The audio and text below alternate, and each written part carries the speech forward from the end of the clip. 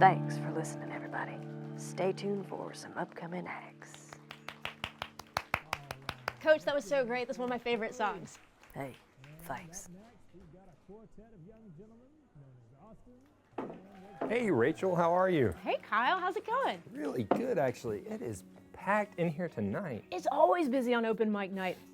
What have you been up to? Actually, I've been grading student papers, Oh.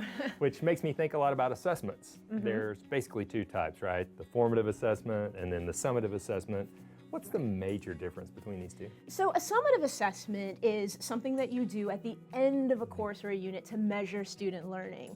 Formative assessments happen during your instruction, and they actually help govern where you're going to go next with your teaching so that you know your students are understanding the content. So you can use what you get from formative assessments to maybe change up your teaching strategies. Oh, absolutely, and consider you might end up reteaching material based on the data you get from the formative assessments, or you might extend based on your students' curiosity or their ability to learn more during that period of time. Yeah, great. So I know we're definitely going to grade summative assessments, right? Those are the big Yes. ones. Do we grade formative assessments too? So I would consider a participation grade. It's not going to be as heavy a grade as a summative assessment. And here's why.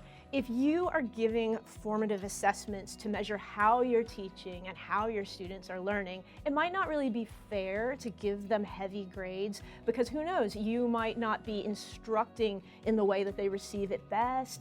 Maybe you kind of need to tweak some of your methods so that they get more understanding of the material. So rather consider participation. Consider a survey and just giving check marks, or using this as an opportunity to praise their growth as they're moving along.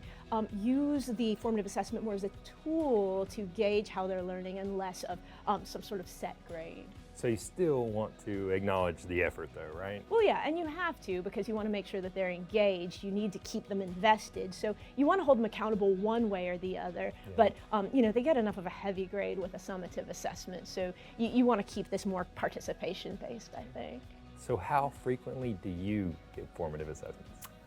Every day, several times a day. Really? Sure, because if you're covering material based on your standards and objectives, most of everything you teach should be geared toward that. You want to measure that all the time. But don't worry, that doesn't mean that they're sitting there taking a quiz the entire time or doing multiple choice tests. Formative assessments look like so many different things. You could do comic strips for your artistic kids. You could do discussions for your really lively participants. You could do dry erase polls. It can be very informal. It doesn't have to be something you have a very structured sort of grading system for every time.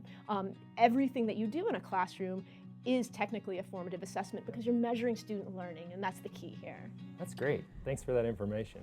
And speaking of assessments, I hope you don't judge me too harshly because it is my turn to sing. Oh my goodness. Break a leg, Kyle. Here he comes, Kyle Poe. Woo!